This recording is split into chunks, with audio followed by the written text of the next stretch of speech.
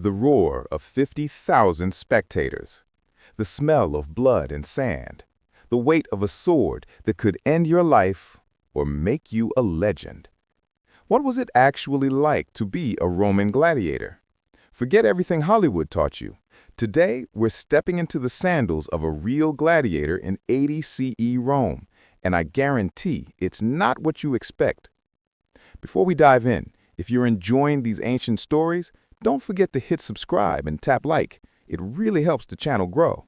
And tell me in the comments where you're watching from and what time period you want to explore next. This is a day in the life of a Roman gladiator. Let's go. It's 5 a.m., but you're not waking up in a cell or dungeon like you might think. You're in a Ludus, a gladiator school, and it's more like a military barracks mixed with a bizarre celebrity mansion. Your name is Marcus. You're a Murmillo, a heavily armored gladiator with a fish-crested helmet. 3 years ago, you were a prisoner of war from Gaul. Now, you're property of Gnaeus Aulus Nigidius Maius, one of the wealthiest landanoni in Pompeii, and he's invested a fortune in keeping you alive. Here's the twist Hollywood never shows you. Gladiators were expensive. A trained gladiator could cost as much as a luxury sports car costs today. Your owner doesn't want you to die. Every time you fight, he's gambling with an investment worth tens of thousands of sesterces. So how do you wake up? Actually, pretty well fed. A slave brings you breakfast, barley porridge mixed with beans, ash, and dried fruit. Yeah, ash. Gladiators ate wood ash because it helped strengthen bones. Scientists actually analyzed gladiator bones from a cemetery in Ephesus and found incredibly high levels of calcium and strontium. These guys were carb-loading ancient athletes on a specialized performance diet. But here's the dark reality. You're eating well because you're livestock. Premium livestock. Your owner needs you strong for the same reason a racehorse owner needs their horse strong. You're entertainment, and entertainment has to perform. By 6 a.m., you're in the training yard. The lanista, the head trainer, is already barking orders. This guy is usually a former gladiator himself, and he does not mess around. But here's what's fascinating. Gladiator training was incredibly sophisticated. We're not talking about random sword swinging. Each type of gladiator had completely different fighting styles, weapons, and tactics. As a Murmillo, you're training with a gladius, a short sword about 18 inches long, a large rectangular shield called a scutum, a visored helmet with that distinctive fish crest, arm and leg armor that weighs about 40 pounds total. Your fighting style is defensive and methodical. You're the tank class, built to outlast opponents. While across the yard, you see a Ready Arius training.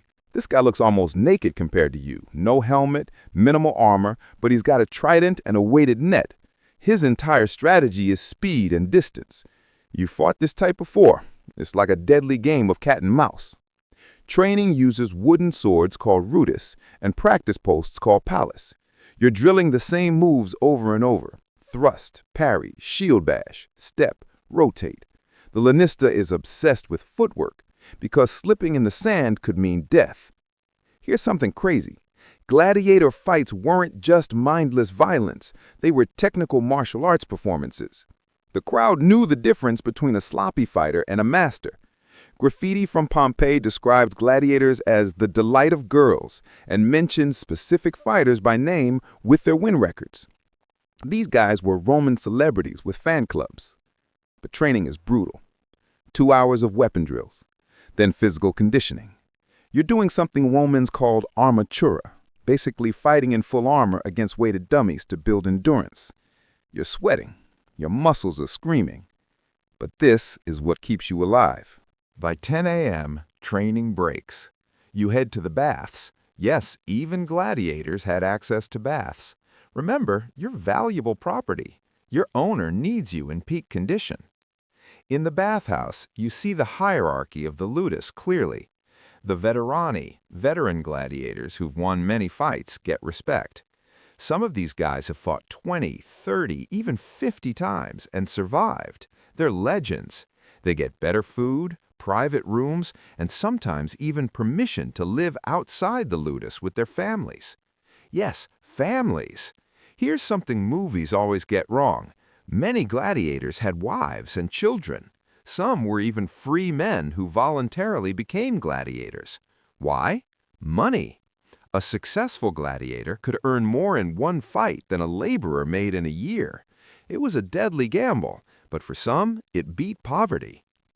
You sit with your contubernium, your fighting unit. There's Gaius, a Thrax from Thrace. There's Titus, a criminal sentenced to the arena who somehow survived 6 fights. And there's Quintus, a volunteer who signed a contract because he was drowning in debt. You're all property, but you're brothers. You train together, eat together, and you know that any one of you could die in the next games. A slave brings lunch, more barley, lentils, vegetables, and occasionally small amounts of meat. You're fed 3 times a day. It's basic, but it's more reliable than what many free poor Romans eat. After lunch, there's time for rest. Some gladiators gamble with dice, technically illegal, but ignored. Others visit the Ludus prostitutes. Yes, that was a thing. The Ludus is a business, and it provides services. Some gladiators are visited by admirers, wealthy Roman women who are fascinated by these dangerous men. Ancient sources mention this scandalous practice frequently. You spend your time writing a letter. You can't send it, you're not allowed outside, but you write to your sister in Gaul anyway. You tell her you're alive. You tell her you've won 4 fights. You don't tell her about the nightmares. At 2 p.m., everything changes. The lanista enters with an announcement. Games in 3 days.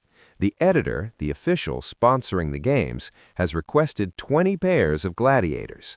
Your name is on the list. Your stomach drops. Even after 4 victories, the fear never goes away. The odds are actually in your favor. Studies of gladiator epitaphs suggest the death rate per fight was around 10 or 20%, not the 50% Hollywood shows. But still, those are terrible odds when it's your life. The afternoon becomes intense. You train specifically for your matched opponent. You'll be fighting a hoplomachus, a gladiator with a spear and small round shield. The lanista has fought this type hundreds of times. He teaches you, keep close, use your bigger shield to nullify his spear range, tire him out. But here's the psychological game. Gladiator fights weren't always to the death. In fact, most weren't. They were expensive to replace, remember? Many fights ended when one fighter was clearly beaten and appealed for mercy, the famous missio. Whether the crowd spared you depended on how well you fought. Did you show courage, skill, entertainment value? A cowardly fighter who tried to avoid combat, the crowd would roar for his death. A brave fighter who gave everything, the crowd usually wanted him to live to fight another day. Contrary to popular belief, the thumbs up or down thing, probably not accurate. Ancient sources are unclear, but the gesture might have been a thumb hidden in a fist for mercy, or a thumb drawn across the throat for death. We honestly don't know for sure. That evening, you're given a special meal, the Cena Libra, a feast for gladiators about to fight. It's open to the public. Spectators come to see you, place bets, ask questions. You're on display. Some gladiators love this attention. You hate it. These people are betting on whether you'll live or die. As night falls, you return to your cell. It's small, about 10 by 10 feet, but it's yours. You have a bed, not just a mat. You have a small oil lamp. You have a trunk with your personal items. You think about tomorrow's final training session. You think about the fight. But mostly, you think about freedom. See, there's something Hollywood actually got right from Gladiator, the Ludus, the wooden sword given to a gladiator who's burned his freedom. It's rare, but it happens, usually after years of service and many victories. Some freed gladiators become lanistas themselves. Others retire with their savings. You've won 4 fights.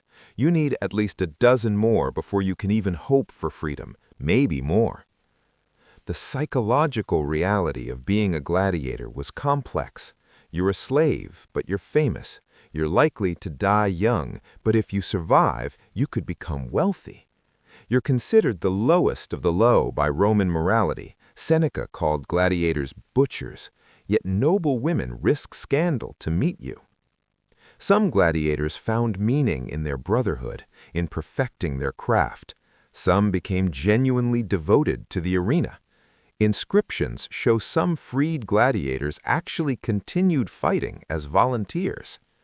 But most, like you, just wanted to survive long enough to see their families again.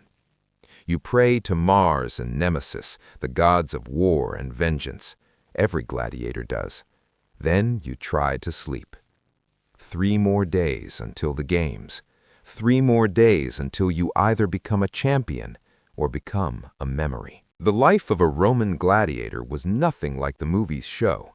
It wasn't constant battle and glorious death.